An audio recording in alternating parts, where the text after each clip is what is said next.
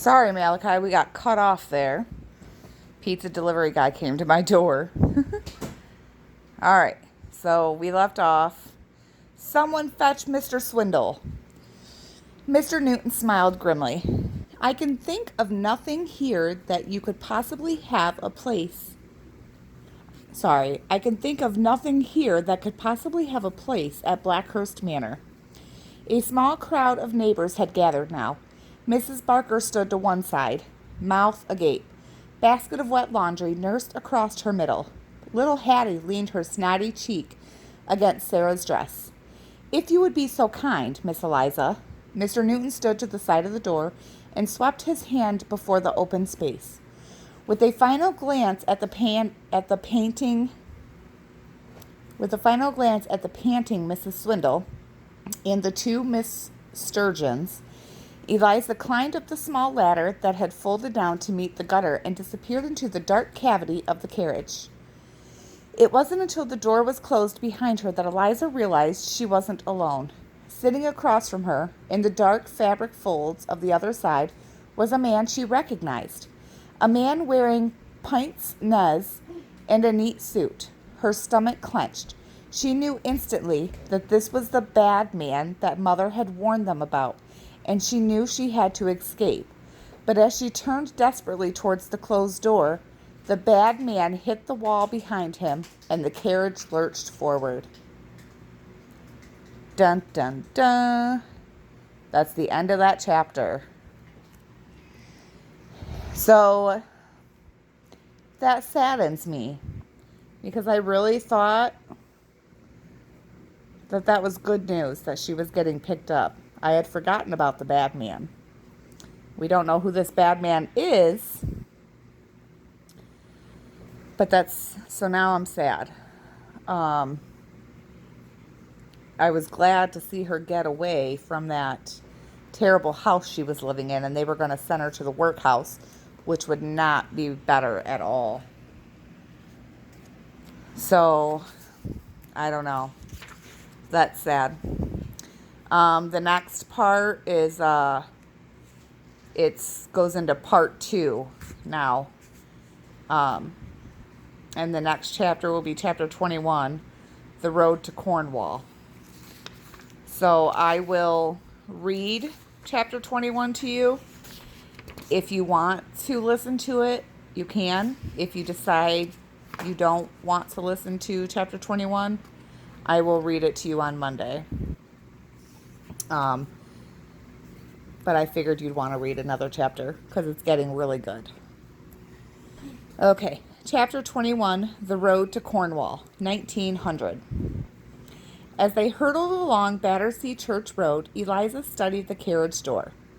Perhaps if she turned one of the knobs, pressed one of the grooves, it would spring open and she could tumble to safety.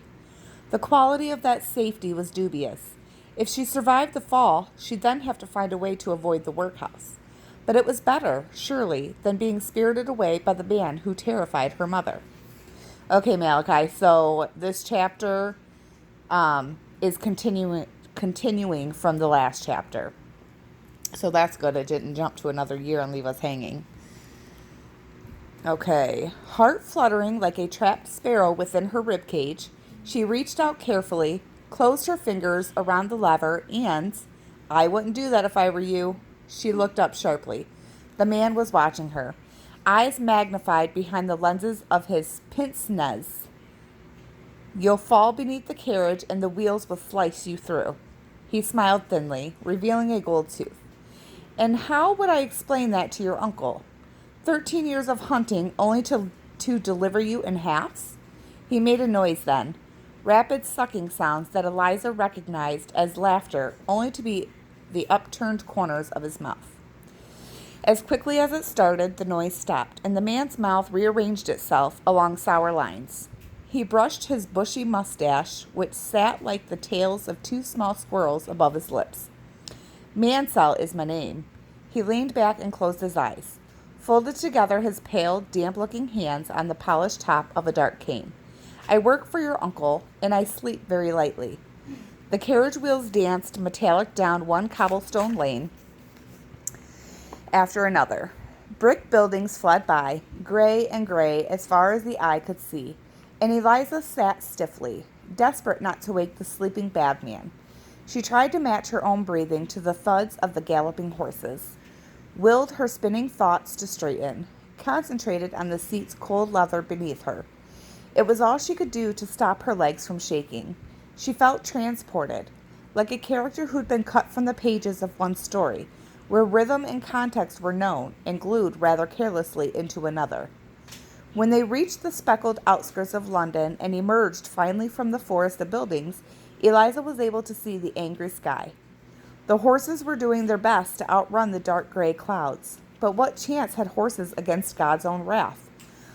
The first drops of rain spat spitefully on the carriage roof, and the world outside was soon blanketed in white. It lashed against the windows and dripped through the thin gaps at the top of the carriage doors. They drove on thus for hours, and Eliza sought refuge in her thoughts until suddenly they rounded a bend in the road and a trickle of icy water landed on her head. She blinked through waterlogged lashes, looked down at the drenched patch on her shirt, felt a strong urge to cry. Strange that in a day of tumult, it should be something so insidious as a dribble of water that prompted a person to tears. But she wouldn't let herself cry. Not here. Not with the bad man sitting just across the way. She swallowed the hard lump in her throat.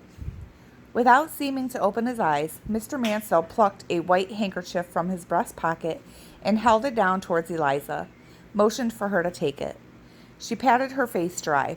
"Such a fuss," he said, in a low voice so thin his lips were barely parted.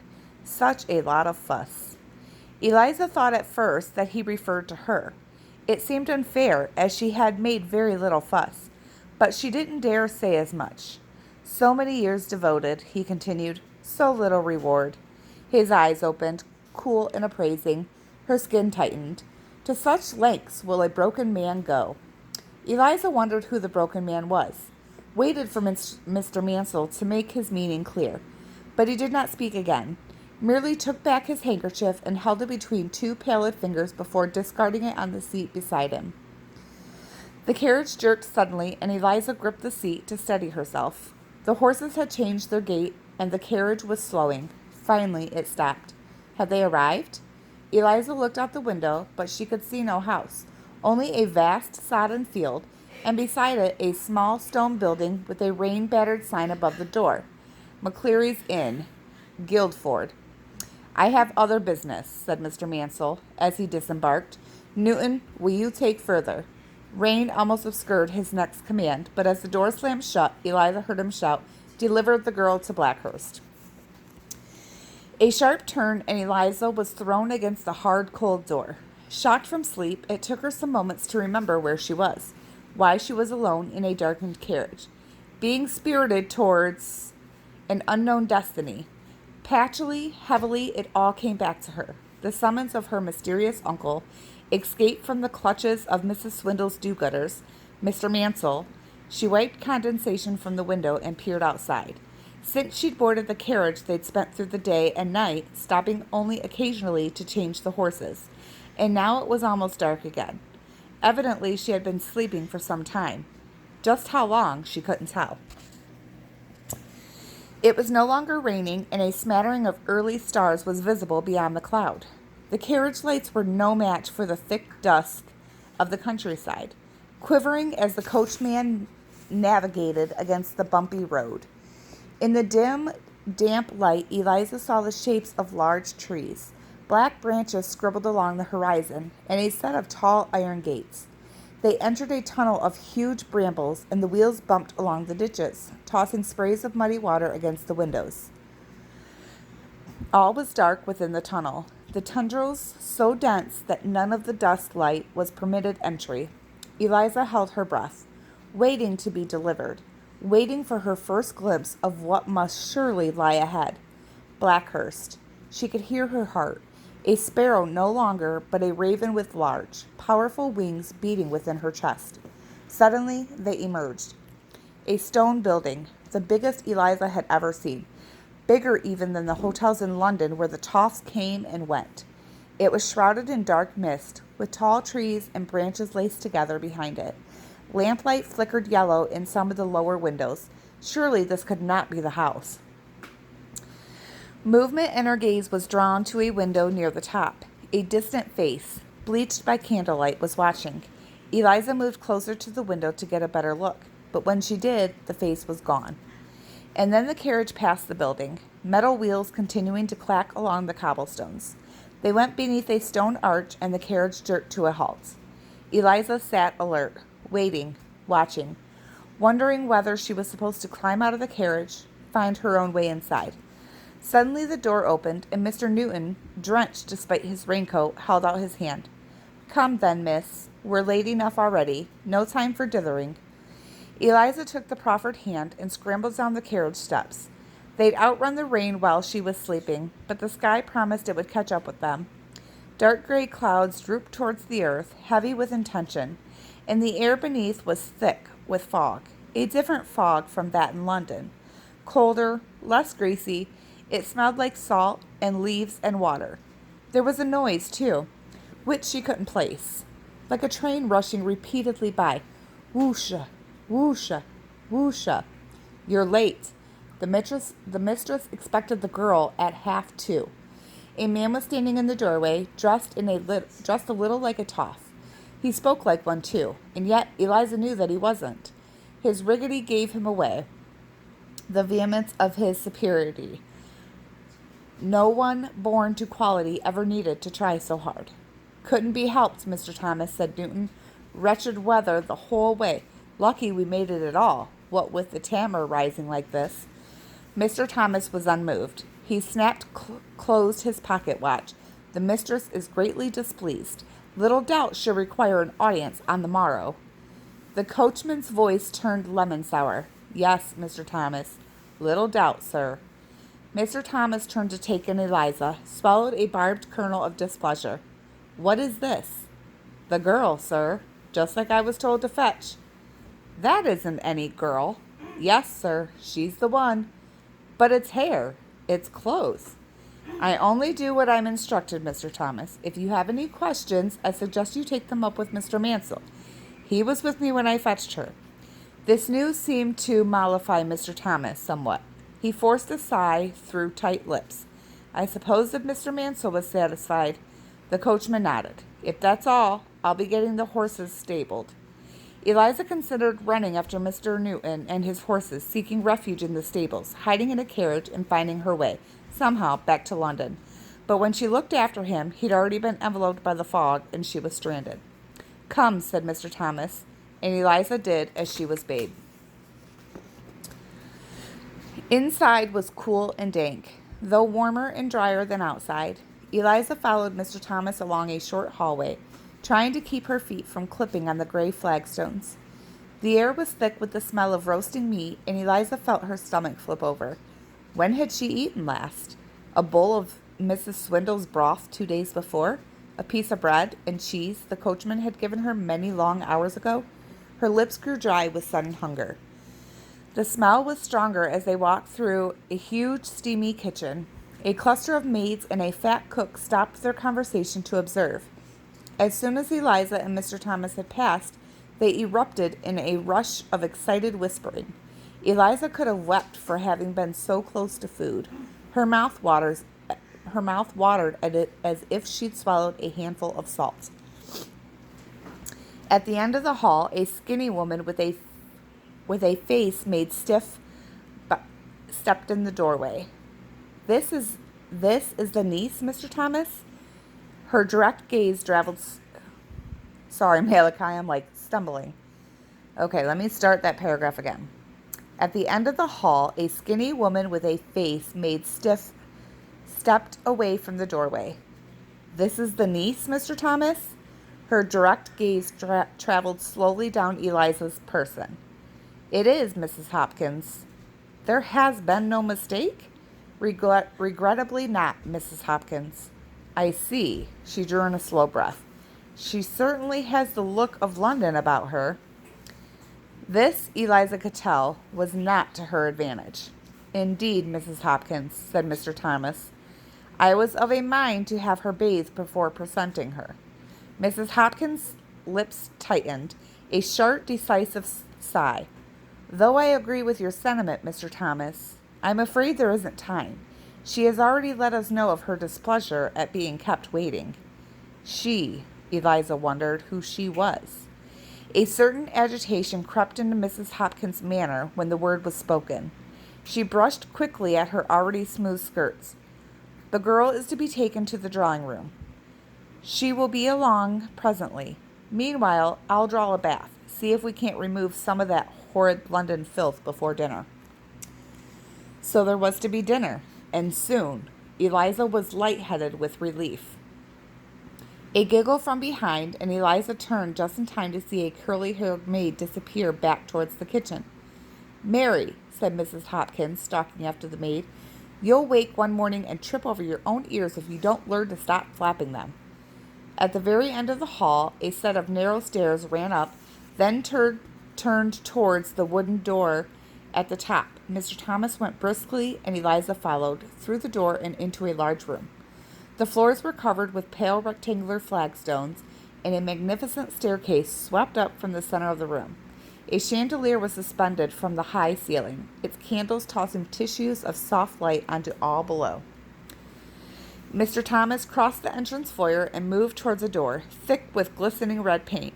He inclined his head, and Eliza realized he meant for her to come. His pale lips quivered as he looked down at her. Little lines puckered. The mistress, your aunt, will be down to see you in a minute. Mind your P's and Q's, and call her my lady, unless she bids you to do otherwise. Eliza nodded. She was her aunt. Mr. Thomas was still looking at her. He shook his head slightly without removing his gaze. Yes, he said in a quick, quiet voice, I can see your mother in you. You're a tatty little wench, no mistake about it, but she's in there somewhere. Before Eliza could try on for size the pleasant notion that she was somehow like mother, there was a noise at the top of the grand staircase. Mr. Thomas stopped, straightened. He gave Eliza a little prod, and she stumbled alone across the threshold into a large room with burgundy wallpaper and a fire raging in the hearth. Oil lamps flickered on the tops of tables, but despite their best efforts, they couldn't hope to light the enormous room. Darkness whispered in the corners. Shadows breathed along the walls. Back and forth, back and forth. A noise behind, and the door opened again. A gust of cold air set the fire to spitting in the grate, hurled jagged shadows against the walls. With a shiver of anticipation, Eliza turned. A tall, thin woman stood in the doorway, her body an elongated hourglass. Her long dress, blue silk as deep as the midnight sky, clung to her figure. A huge dog, no, not a dog, a hound, stood by her, long legs prancing as he worried close, stalking about the hem of her dress. He lifted his knobbled head every so often to rub against her hand. Miss Eliza, announced Mr. Thomas, who had hurried in behind the woman and now stood to attention. The woman did not respond, but studied Eliza's face. She was silent for a minute before her lips parted and a flinty voice emerged. I must speak with Newton tomorrow.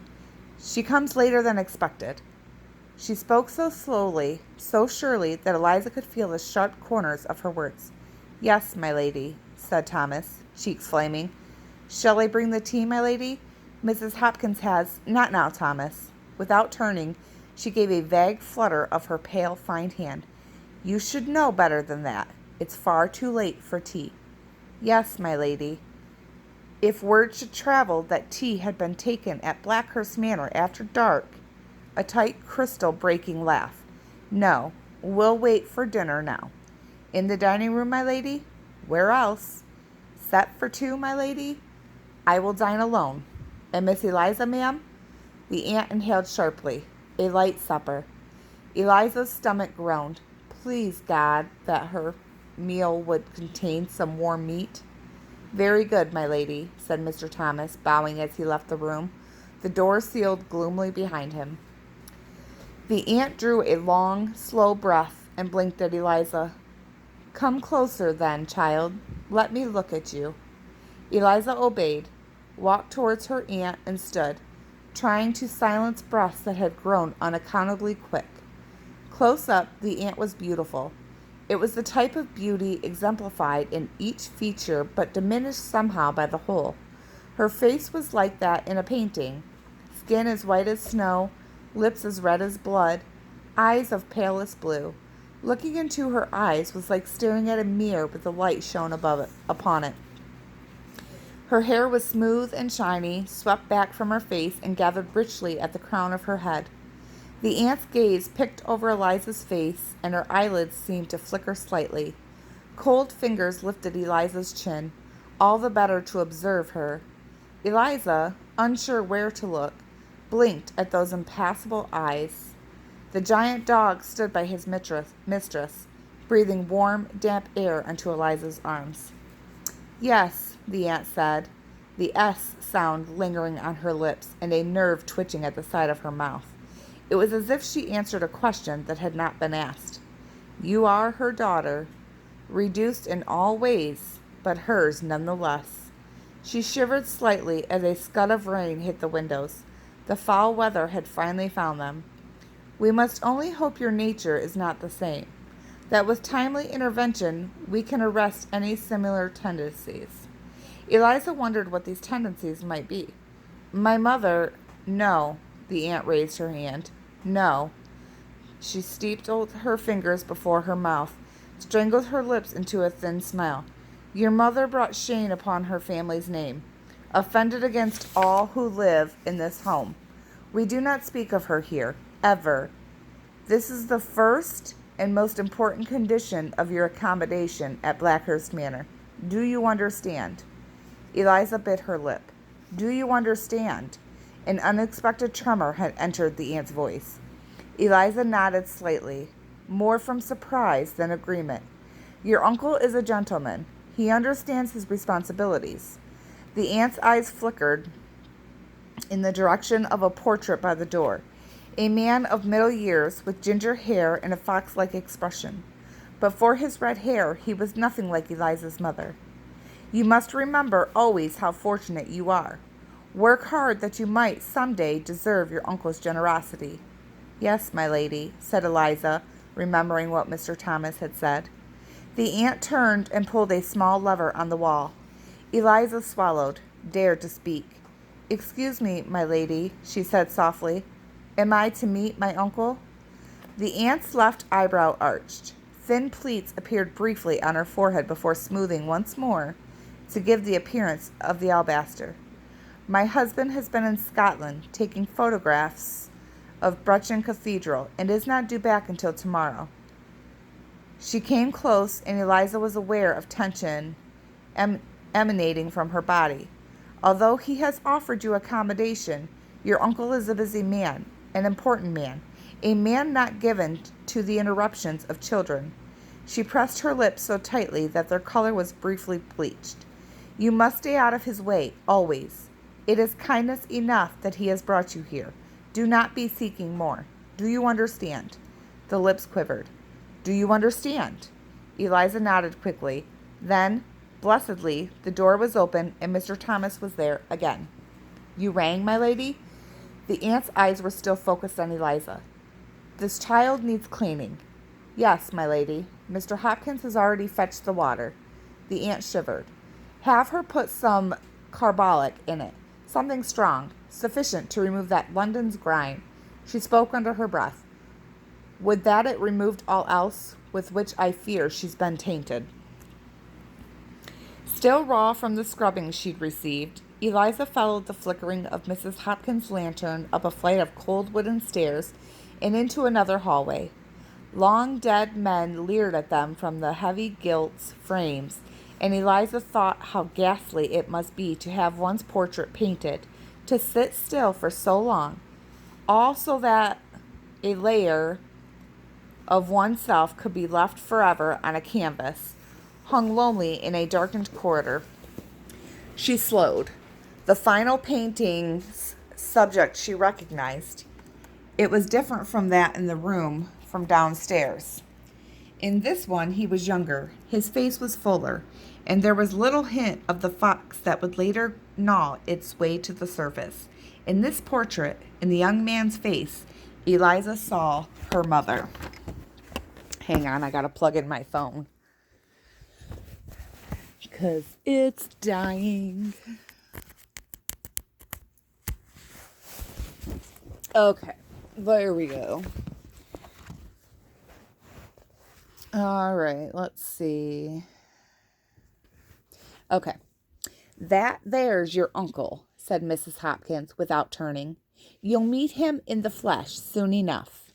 The word flesh made Eliza aware of the flecks of pink and cream paint that lingered on the portrait in the grooves of the artist's final strokes. She shivered, remembering Mr. Mansell's pale, moist fingers.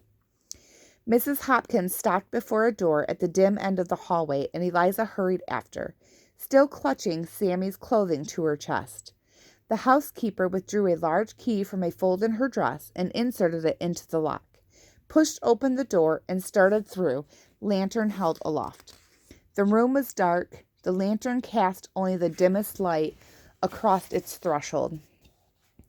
In the center, Eliza could make out a bed of shiny black wood with 4 posts that looked to have engraved upon them figures climbing towards the ceiling. On the bedside table was a tray with a piece of bread and a bowl of soup from which steam no longer rose. No meat to be seen, but beggars couldn't be choosers, as Mother used to say. Eliza fell upon the bowl and spooned the soup into her mouth so fast she swallowed a set of hiccups. She ran the bread around the bowl so as not to waste a smear. Mrs. Hopkins, who had been watching with a somewhat stunned expression, made no comment. She continued stiffly, set down the lantern on a wooden box at the foot of the bed, and pulled back the heavy blanket. There you are, then. Climb in. I haven't all night. Eliza did as she was told. The sheets were cold and damp beneath her legs. The sheets were cold and damp beneath her legs, sensitive after their fierce scouring. Mrs. Hopkins took the lantern, and Eliza heard the door close behind her, and then she was alone, in the pitch-dark room, listening as the house's tired old bones creaked beneath its shiny skin.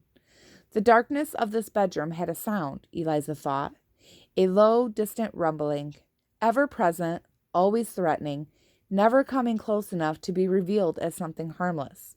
And then it started to rain again, heavy and sudden. Eliza shivered as a flash of lightning split the sky into 2 jagged halves and threw light across the world. In those moments of illuminations always followed a crack of thunder that made the giant house shake. She scanned the room, one wall at a time, trying to make out her surroundings. Flash, crack, dark wooden wardrobe beside the bed. Flash, crack, fireplace against the far wall. Flash, crack, an ancient rocking chair by the window. Flash, crack, a window seat. On tiptoes, Eliza crossed the cold floor. Wind slipped through the cracks in the timbers and rushed along its surface. She climbed into the window seat that had been built into the nook and looked out across the dark grounds. Angry clouds had shrouded the moon, and the garden sat beneath a cloak of troubled night. Needles of driving rain pelted the sodden ground. Another flash of lightning, and the room was lit once more. As the light faded, Eliza caught a glimpse of her reflection in the window. Her face. Sammy's face. Eliza reached out, but the image had already faded, and her fingers merely brushed the icy glass. She knew, in that moment more than any before, that she was a long way from home. She went back to bed and slid between the cold, damp, unfamiliar sheets, placed her head on Sammy's shirt, closed her eyes, and drifted among the reedy fringe of sleep. Suddenly, she sat bolt upright. Her stomach turned, and her heart beat faster. Mother's brooch! How could she have forgotten? In all the hurry, with all the drama, she had left it behind. High up in the chimney cavity in Mr. and Mrs. Swindle's house, Mother's treasure waited. That's the end of that chapter.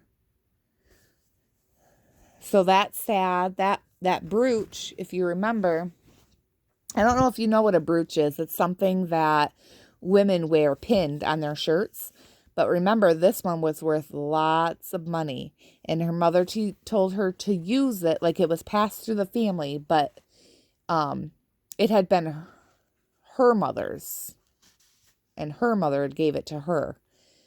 And she told her that to use it if she ever ran into the bad man. So we don't know why he's a bad man, but her mom told her to use it if it ever came to that. But now it's stuck in that house. And she's a long, long way from there. So I don't know how or if she'll get it back.